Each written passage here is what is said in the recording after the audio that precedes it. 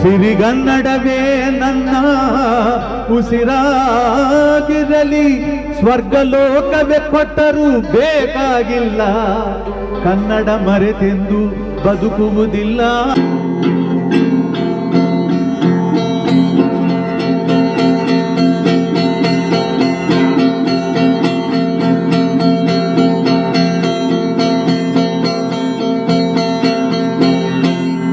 ರಾವಣ ಸೀತೆನ್ ಕದ್ದ ಹೂವಲ್ ಮಾಡಿದ ಫ್ಲೈಟ್ ಅಲ್ಲಿ, ಕಾರಣ ಸಿಸ್ಟರ್ ಸೆಂಟಿಮೆಂಟು. ಕೌರವ ಹಳ್ಳಕ್ ಬಿದ್ದ ಶಕುನಿ ಹಾಕಿದ ಸ್ಕೆಚ್ ಅಲ್ಲಿ, ಕಾರಣ ರಿಯಲ್ ಎಸ್ಟೇಟ್. ಹೂವಲ್ ಮಾಡಿದ ಫ್ಲೈಟ್ ಅಂತೆ ಪುಷ್ಪಕ ವಿಮಾನ. ಇದು ಸೈಟ್ಗೋಸ್ಕರ ರಿಯಲ್ ಎಸ್ಟೇಟ್ ಜಗಳ ಅಂತೆ. ಮಹಾಭಾರತ ಅದ್ರಲ್ಲಿ ರಾಮಾಯಣ ಬಂತು, ಮಹಾಭಾರತ ಬಂತು. ಕವಿರತ್ನರ ಸಾರ್ಥಕ ಸುವರ್ಣ. ನಿಮ್ಮ ಸದ್ದು ಜೋರಾದಷ್ಟು ಸಾರ್ಥಕತೆ ಬೆಳೆಯುತ್ತೆ. ಹೇಗಿದ್ರೆ ಹೆಸರೇ ಬಹಳ ಅದ್ಭುತವಾಗಿದೆ. ಕವಿರತ್ನ ಸಾರ್ಥಕ ಸುವರ್ಣ. ಪ್ರಾಯ 50, ಅನುಭವ 30.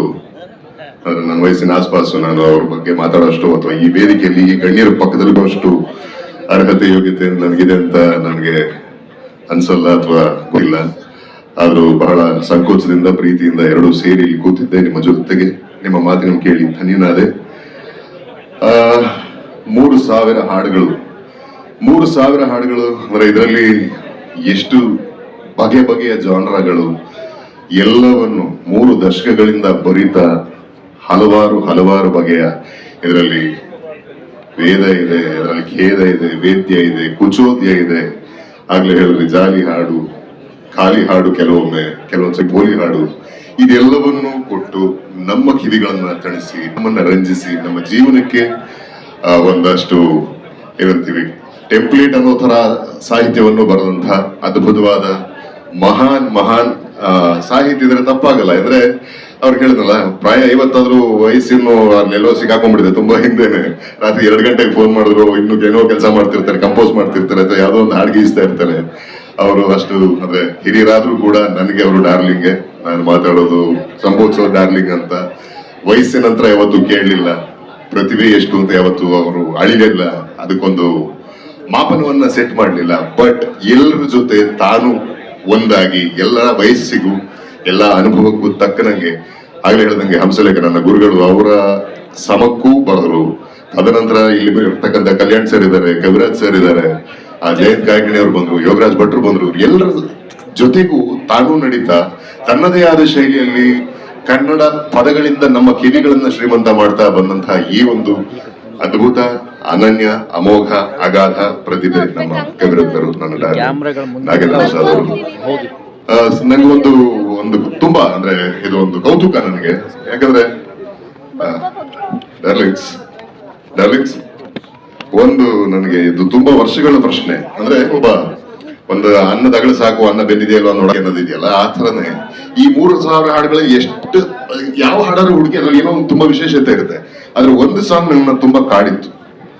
ತುಂಬಾ ಅಂದ್ರೆ ಹೀಗೂ ಯೋಚನೆ ಮಾಡಬಹುದಾ, ಹೀಗೂ ಬರಿಬೋದಾ ಸರ್, ನಮಸ್ತೆ, ಹೀಗೂ ಬರಿಬೋದಾ ಅಂತ ಅನ್ಸಿದ್ದು ಸಂಜು ಬೆಟ್ಸ್ ಗೀತೆ. ಅದು ಅದರಲ್ಲಿ ಇತಿಹಾಸ ಇದೆ, ಪುರಾಣ ಇದೆ, ಹಾಸ್ಯ ಇದೆ, ಲೇವಡಿ ಇದೆ, ಯಾರೋ ಉಚ್ಚಪ್ರಾಯದ ಹೊಡೆತಕ್ಕೆ ಸಿಲುಕಿದ ನಲುಗಿದ ಪ್ರೇಮಿಗಳ ಬವಣೆ ಇದೆ. ಇದು ಹೇಗ್ ಸಾಧ್ಯ ಆಯ್ತು ಅಂದ್ರೆ, song goes like this.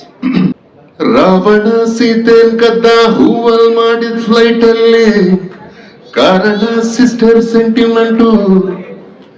Kaurava ಹಳ್ಳಕ್ ಬಿದ್ದ ಶಕುನಿ ಹಾಕಿದ ಸ್ಕೆಚ್ ಅಲ್ಲಿ, ಕಾರಣ ರಿಯಲ್ ಎಸ್ಟೇಟ್. ಹೂವಲ್ ಮಾಡಿದ ಫ್ಲೈಟ್ ಅಂತೆ ಪುಷ್ಪಕ ವಿಮಾನ. ಇದು ಸೈಟ್ಗೋಸ್ಕರ ರಿಯಲ್ ಎಸ್ಟೇಟ್ ಜಗಳ ಅಂತೆ. ಮಹಾಭಾರತ ಅದ್ರಲ್ಲಿ ರಾಮಾಯಣ ಬಂತು, ಮಹಾಭಾರತ ಬಂತು. ಅಲ್ಲಿ ಕೃಷ್ಣರಾಮನ್ನು ಬಿಡ್ಲಿಲ್ಲ ಅವರು.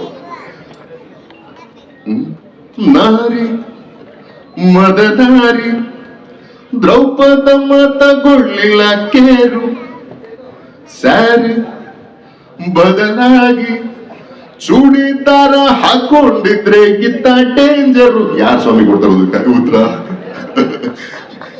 ಕೃಷ್ಣ ಎಲ್ಲರನ್ನು ಸೇರಿಸಿ ಬ್ಲಡ್ ಶೆಡ್ ನಿಲ್ಸಿ ಕ್ರಿಕೆಟ್ ಆಟ ಆಡಿಸಿ ಯಾರೋ ಒಬ್ರನ್ ಗೆಲ್ಸಿ ಸಂಧಾನ ಮಾಡದೆ ಯುದ್ಧನ ಮಾಡಿಸಿದ ತಲೆನೆ ಓಡಿಸದೆ ತಲೆಗಳು ಎಚ್ಚಿದ ಇಲ್ಲಿ ಬಾಲಲ್ಲಿ ಹೋಗೋದ ಬೇಲೂರ್ಗೂ ತಂದುಬಿಟ್ಟ ಮಿಲ್ಟ್ರಿ ನೆಸ್ಕೆಟ್ ತಂದಿಟ್ಟು ಮಿಲ್ಟ್ರಿ ಒಳೊಳಗೆ ಸ್ಕೆಚ್ ಹಾಕಿ ಮಿಲ್ಟ್ರಿನೇ ಕರ್ಸಿ ಬಿಟ್ಟ.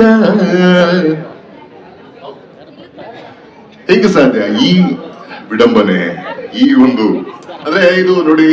ಆದ್ರೆ ಈ ಒಂದು ಚಿತ್ರೀಕರಣ ಅಷ್ಟೇ ಮಜವಾಗಿದೆ. ಜೈಲಲ್ಲಿ ಖೈದಿಗಳು ಅಲ್ಲೇನೋ ಒಂದು ಸಮಾರಂಭ, ಅಲ್ಲೊಂದು ಒಕ್ಕೂಟದಲ್ಲಿ ಈ ಒಂದು ಹಾಡನ್ನ ಹಾಡ್ತಾ, ಅಂದ್ರೆ ಜ್ಞಾನ ಯಾರದಾರು ಇರ್ಬೋದು, ಯಾವ ಥರದಲ್ಲಾರು ಇರ್ಬೋದು, ಯಾವ ಅದಕ್ಕೆ ವ್ಯಾಕರಣ ಮೀಮಾಂಸೆಗಳು ಇದಕ್ಕೆ ಇದೇ ಸಿದ್ಧ ಸೂತ್ರ ಅಂತ ಇಲ್ಲ. ಯಾವ ರೀತಿಯಲ್ಲಿ ಬಂದ್ರು ಅಥವಾ ಯಾವ ರೀತಿಯಲ್ಲಿ ಗ್ರಹಿಸಿದ್ರು ಅದು ಜ್ಞಾನವೇ ಸರಿ. ಅದನ್ನ ಎಕ್ಸ್ಪ್ರೆಸ್ ಮಾಡೋದಕ್ಕೊಂದು ಪದ, ಆ ಪಾತ್ರಗಳ ಪರಿಧಿಯಲ್ಲಿ ಅದನ್ನ ಎಕ್ಸ್ಪ್ರೆಸ್ ಮಾಡೋ ರೀತಿ, ಈ ಅದ್ಭುತನ ಹೆಂಗ್ ಸಾಧ್ಯ? ಹಾಗಾಗಿ ನನಗೆ ಯಾವಾಗಲೂ ನಾಗೇಂದ್ರ ಪ್ರಸಾದ್ ಕೌತುಕ ಹೇಳ್ತಾರೆ. ಇದರಲ್ಲೇ ಮುಂದುವರಿತಾ ಹೇಳ್ತಾರೆ, ಲೇಡಿ ಒಬ್ಬ ಲೇಡಿ ಲವ್ ಅಲ್ಲಿ ಬಿದ್ದೆ ಬಿಟ್ಲು ಡುಯೆಟ್ ಹಾಡಿ, ನೋಡಿ ಅಲ್ ನೋಡಿ ಕೊಟ್ಟ ಉಂಗ್ರ ಕಳ್ಕೊಂಡಿದ್ದು ಬಲೆ ಟ್ರಾಜಿಡಿ. ಶಾಕುಂತಲೆ ದುಷ್ಯಂತರು ಬಂದು ಹೋದ್ರಲ್ಲಿ ಲಾಲು ಬಾಗಿನೊಳಗೆ ಎಚ್ಚರ ತಪ್ಪೋಸಲುಗೆ ಅವಳ ಕೈ ಪಾಪು ಅವನ ಸೆಲ್ಲು ಆಪು. ಹೇಗೆ ಸರ್ ಈ ಒಂದು ವೈಶಿಷ್ಟ್ಯ? ನಾನು ಬಹಳ ವರ್ಷಗಳಿಂದ ನಾನು ಸಂಗೀತದ ವಿದ್ಯಾರ್ಥಿ, ಅದಕ್ಕಿನ್ನ ಹೇಳ್ಬೇಕಂದ್ರೆ ನಾನು ಒಳ್ಳೆ ಕೇಳುಗ. ಆದ್ರೆ ಈ ತರದ ಒಂದು ಕೌತುಕ ತುಂಬಾ ಸಲ ಸಿಕ್ಕಿರ್ಲಿಲ್ಲ. ಇದರಲ್ಲಿ ದ್ವಾಪರದಿಂದ, ತ್ರೇತಾಯುಗದಿಂದ, ಮಹಾಭಾರತ ರಾಮಾಯಣದಿಂದ, ಶಾಕುಂತಲೆ ದುಷ್ಯಂತನ ತನಕ, ಕಡೆಗೆ ಬೆಳಿಗ್ಗೆ ನೈಸಲ್ಲಿ, ಮಧ್ಯಾಹ್ನ ಐಸಲ್ಲಿ, ಈವ್ನಿಂಗು ಕಿಸ್ಸಲ್ಲಿ, ಮುಕ್ತಾಯ ಕೇಸಲ್ಲಿ ತನಕ ತಂದ್ಬಿಟ್ರಿ. ಈ ಒಂದು ವಿದ್ವತ್ತಿಗೆ ಸಾವಿರ ಶರಣು. ಹೀಗೆ ಹೀಗೆ ನೀವು ಸಾಹಿತಿಯಾಗಿ, ಮ್ಯೂಸಿಕ್ ಡೈರೆಕ್ಟರ್ ಆಗಿ, ಒಳ್ಳೆ ರೈಟ್ರು, ಅದ್ಭುತವಾದ ಸ್ಕ್ರೀನ್ ಪ್ಲೇ ರೈಟರ್, ಇದೆಲ್ಲ ನಮ್ಗೆ ಗೊತ್ತಿದೆ. ಅಂಡ್ ನಮ್ದೊಂದು ಹಳೆ ಕಮಿಟ್ಮೆಂಟ್ ಒಂದಿದೆ, ಅದು ತುಂಬಾ ವರ್ಷ ಆಯ್ತು ಚಿತ್ರ ನಿರ್ದೇಶನ ಮಾಡಿ ಒಂದು ಟೇಕ್ ಆಫ್ ಆಗ್ಬೇಕಾಗಿತ್ತು. ಕಾರಣಾಂತರಗಳಿಂದ ಅದು ಆ ಸಮಯದಲ್ಲಿ ಆಗ್ಲಿಲ್ಲ. ಮುಂದೆ ಆಗಬೇಕು. ಯಾಕೆ ಅಂದ್ರೆ ನಿಮ್ಮ ತರದ ವಿದ್ವತ್ತಿರ್ತಕ್ಕಂಥವ್ರು ಅಂದ್ರೆ ನೀವು ಸುಮ್ಮನೆ ಕೂರಲ್ಲ, ಮಧ್ಯರಾತ್ರಿಗೂ ಏನಾದ್ರು ಮಾಡ್ತಾ ಇರ್ತೀರಿ. ನಿಮ್ಮ ಅನುಭವದಲ್ಲಿ ಒಂದಷ್ಟು ಒಳ್ಳೆ ಸಿನಿಮಾಗಳು ಸಮಾಜಕ್ಕೆ ಕೊಡುಗೆಯಾಗಿ ಬರಬೇಕು ಅಂತ ನಾನು ಆಶಿಸ್ತೀನಿ. ಅದರಲ್ಲಿ ಅವಕಾಶ ಸಿಕ್ಕರೆ ನಾನು ಅಭಿನಯಿಸಬೇಕು ಅಂತಾನು ಆಶಿಸ್ತೀನಿ. Thank you so much. ಸತ್ಯವಿದು ಕನ್ನಡ ನಾಡಲಿ ಹುಟ್ಟಲು ಪುಣ್ಯವು ಬೇಕು, ದೇವರ ದಯೆಯಿಂದಲಿ ಈ ಭಾಗ್ಯವು ದೊರೆತರೆ ಸಾಕು. ಹೈ